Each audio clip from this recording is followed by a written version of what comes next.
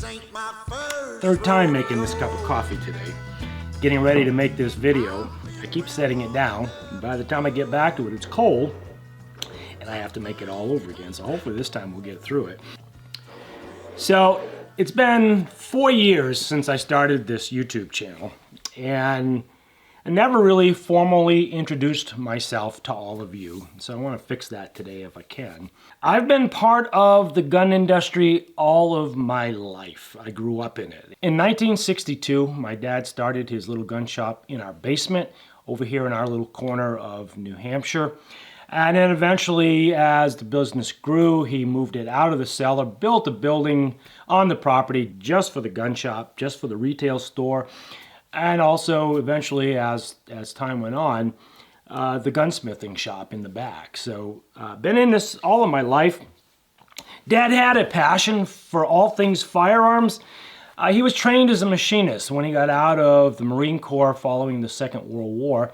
Like a lot of guys, he drifted around a little bit and then finally got into one of the local machine shops here in what we call the Precision Valley, and learned a trade. He learned to be a machinist, and he learned how to gunsmith the old-fashioned way. He learned by doing it, by experimenting, by taking these old guns apart. And over the years, I would argue that Dad and my uncle have become, or had become, some of the finest gunsmiths in the country.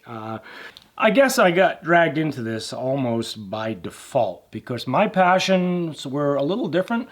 My passions were airplanes and music. That's where I wanted to be. When I went to engineering school, it was for aeronautical engineering. Airplanes was where I intended to spend my life. And I did that. I went back to flight school. I got my instrument rating, my commercial rating. But the story goes more like this. When I got out of college the first time, I was drifting around. I was trying to figure out sort of what it was I was going to do. And not only that, but how I was going to do it. But by this time, my old man, my dad, was working for a major firearms manufacturer that happened to be located just a quarter mile up the road from our house. And I might tell you his story someday. His is also a fascinating story. And he became one of the lead designers and machinists for what was then a brand new woodworking department. This company hadn't been making gun stocks. They'd always contracted that out to another company. So one day my dad says to me, he says, "Billy," he says, "why don't you come up and work for the company?"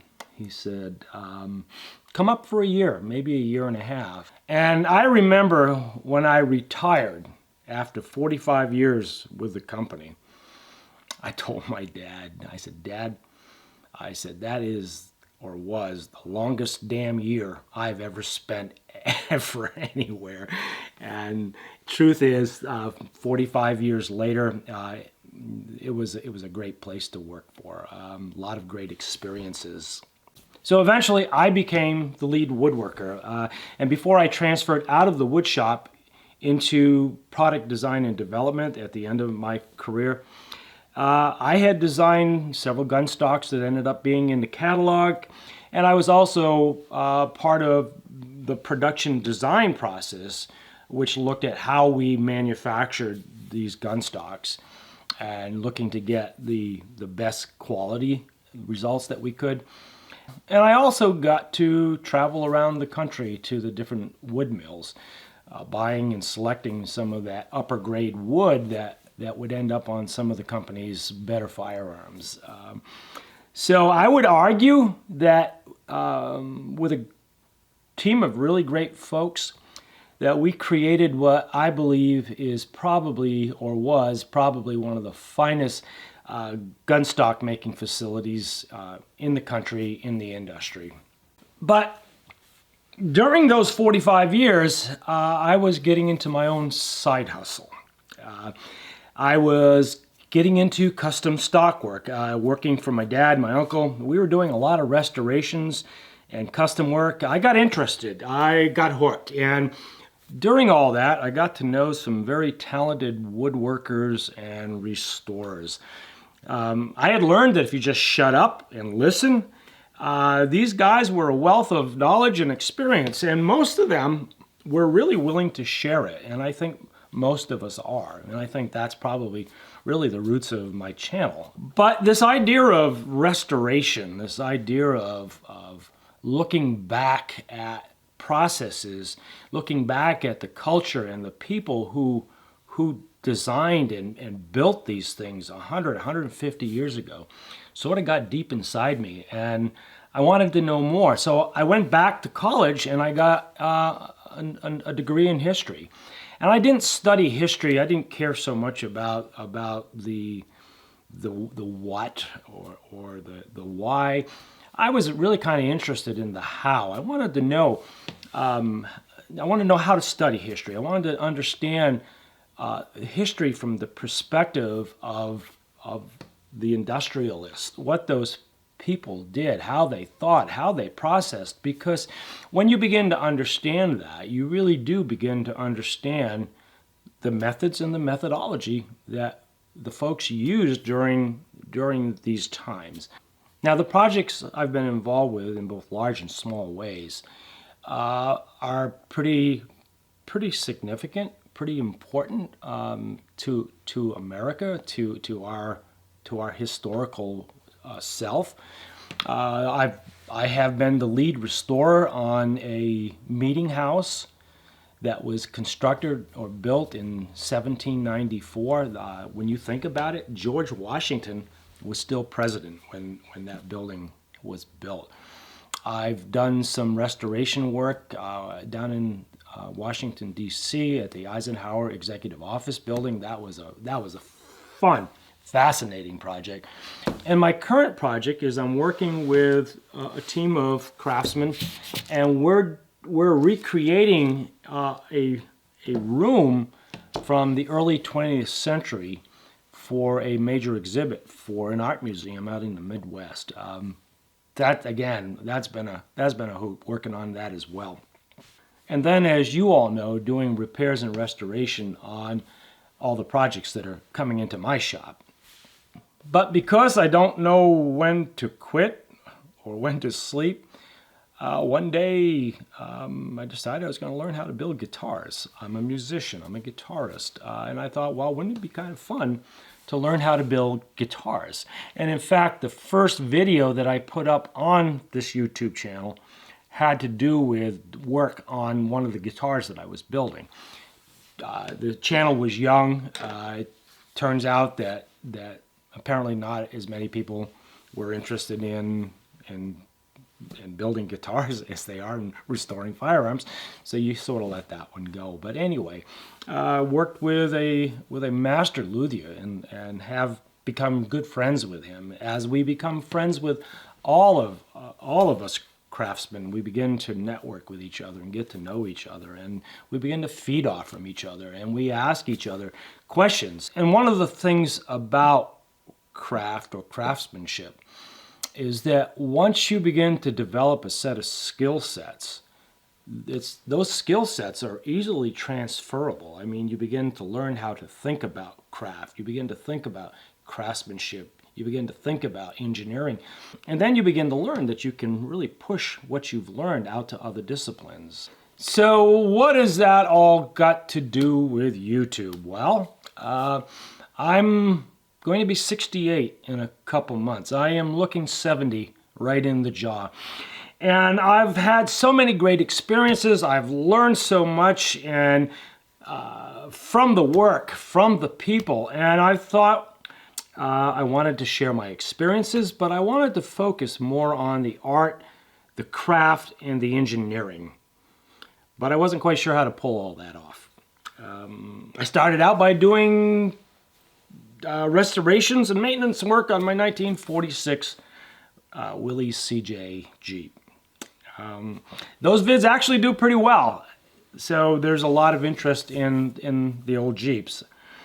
But then one day, a good friend of mine, Jeff Ford, over at Auto Resto Mod, another channel here on YouTube, he said to me, he says, why don't you consider filming one of your firearms restorations?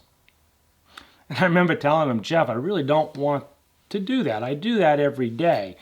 I want to film other things. I want to experience other things. And I wanted to talk about Jeeps, because Jeeps are one of my passions from when I was a child. And I actually posted a video about that on the channel as well. But Jeff prevailed. He convinced me that I really needed to do that. So my first firearms restoration video was the one I did on the Auto 5. And it took off. Jeff was right. It's been consistently, I think, my second best performing video, with views, I believe, up in the 20 or 40,000 views. So I started doing firearms restoration videos, and that's sort of what the channel has become. So moving forward, I want to share with you that this is not a gunsmithing channel. If you're coming here to learn how to repair your particular gun, this is probably not the place for you. I do restorations and I do custom work. And what I always hope to do is to take you on the journey.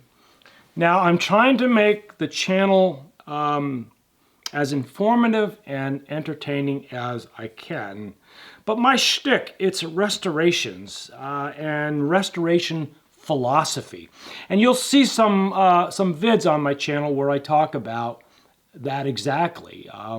One of them I call My Grandfather's Hammer. And we talk about restorations and how to think about them before you begin to dig in.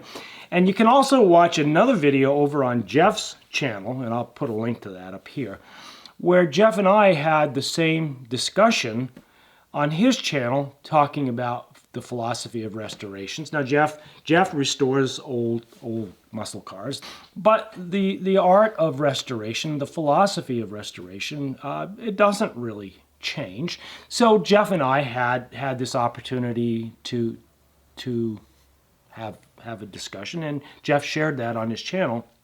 Restorations are about discovery. They're about the journey. They're not about the checking off the boxes. There are some boxes that you do check off, but it's about the journey. It's about the discovery. And it doesn't matter if it's a firearm. It doesn't matter if it's a car, a Jeep, a piece of old furniture. You still need to process or think through it all the same way. So that's what this channel is about. It's about restoration. It's about custom work. It took me 4 years to figure all of this out, but I think I've arrived. I'm pretty confident I know what I want this channel to be. I have no end to the amount of work that's coming in here, both the guns and the Jeeps. I got 3 Jeeps that I'm working on. Nobody should have 3 Jeeps that they're working on. So if this is your kind of interest, please like, tag, share, subscribe to the channel, because I think 2022 is going to be a lot of fun, and I'm really looking forward to it. Thank you, everybody, for being around, and I'll see you in the next video.